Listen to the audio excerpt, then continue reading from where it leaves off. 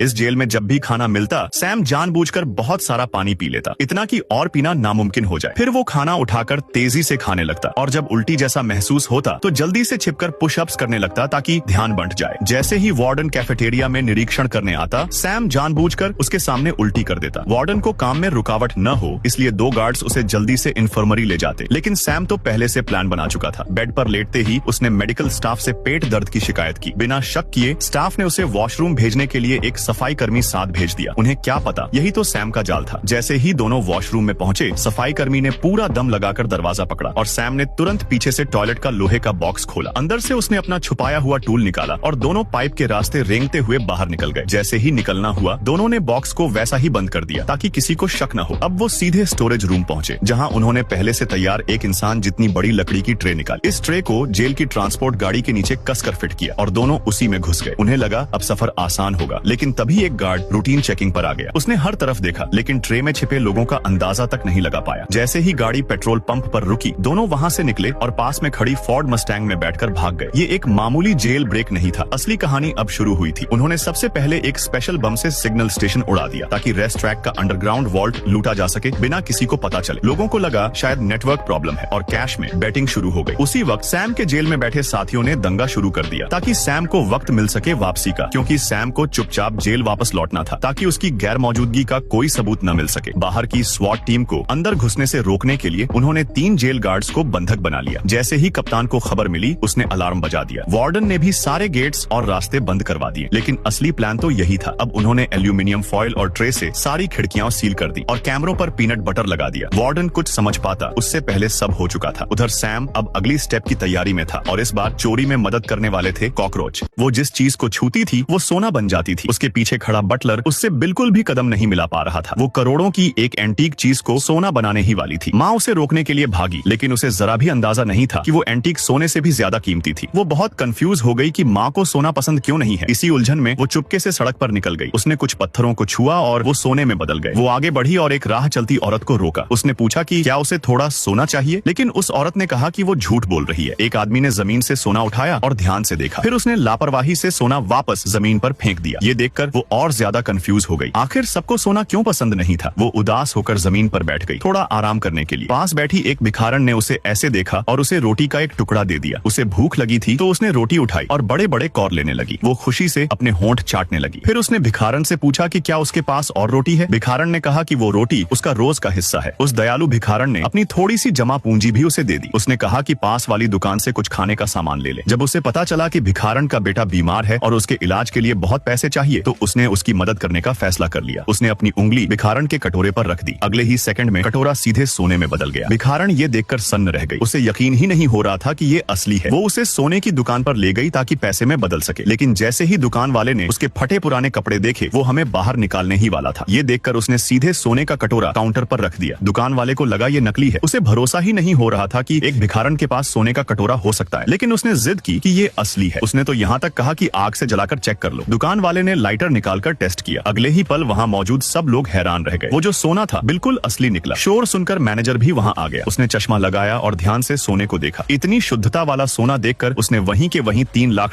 की कीमत लगा दी। भिखारन खुशी से रोने जैसी हो गई। अब उसके पास अपने बेटे के इलाज के पैसे थे। वो वहाँ से चुपचाप निकल गई। किसी की मदद कर पाने की खुशी उसे अंदर से बहुत सुकून दे रही थी। वो फिर से सड़क पर चलने लगी ऐसे लोगों की तलाश में जिन्हें सच में मदद की जरूरत थी। अब बताओ क्या अगर किसी के पास सब कुछ बदल देने की ताकत हो तो क्या असली खुशी खुद के लिए होगी या दूसरों के लिए।